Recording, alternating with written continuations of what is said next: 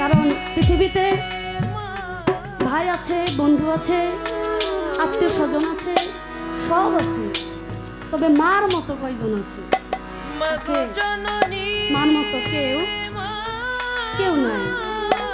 মা এমন ধন, এমন জন, সমস্ত দুনিয়া দিলেও যদি যার মা মারা গেছে, এমনও সন্তান আছে, এমনও পোলাপান আছে যে মা বাবাকে তারা এমন ভালোবাসে, যদি বলে যে মা বাবা চলে গেছে, মারা গেছে, মা বাবারে ফিরাই দেব, কিন্তু শর্ত একটা। শর্ত কি? যে তোমার যত সম্পদ আছে সব তুমি দিয়ে দিবা। আমার মনে হয় যে সন্তান, যে ছেলে মেয়েরা মা বাবাকে ভালোবাসে, তাদের সব সম্পদ অন্যজনকে লিখে দেবে, কিন্তু মা বাবাকে তারপরও তাদের ছেড়ে পাওয়া দরকার।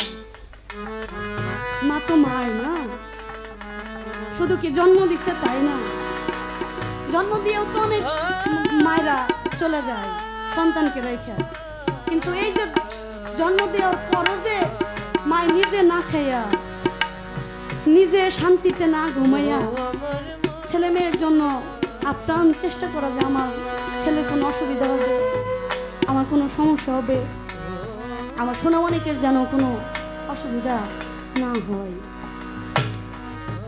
যখন থেকে একটা মেয়ের পেটে বাচ্চা আসে, যখন সে বুঝতে পারে যে একটা সোনামণিক আমার গর্ভে আসছে, সেদিন থেকে একটা মেয়ের খাওয়া দাওয়া ঘুম চলে যায়।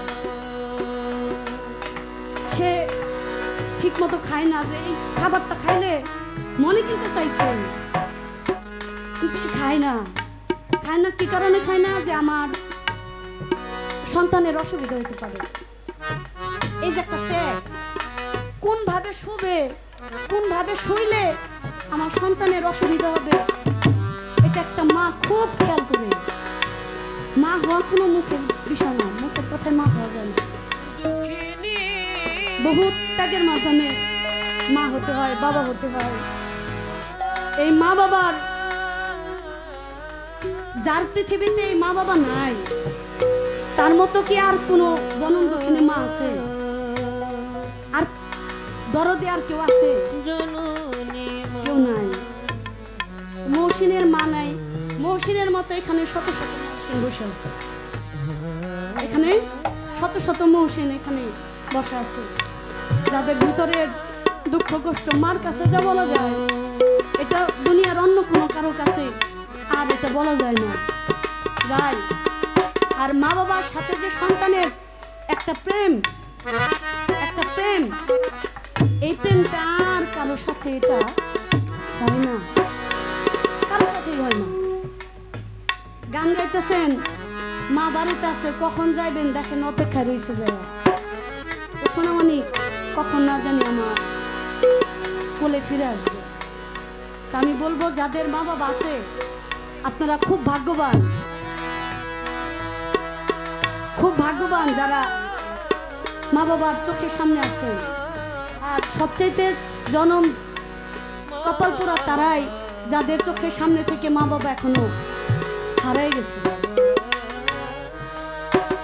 পৃথিবীর বুকে তিনজন মানুষ নিঃস্বার্থভাবে ভালোবাসে, একটা হইল মা, একটা হইল বাবা, একটা হইল কামেল পীরমশাই।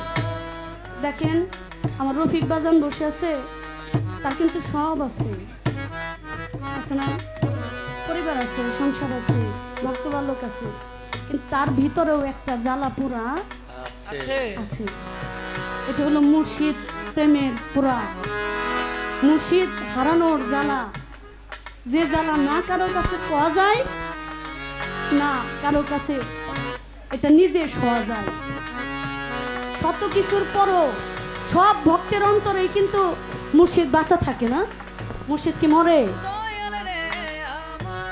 মুর্শিদ কোনোদিন মারা যায়? কোনো মা বাবার ছবি সন্তান অন্তর থেকে মুছে ফেলাইতে পারছে? পারছে কেউ? কোনোদিন পারে না, কোনোদিনও পারে না।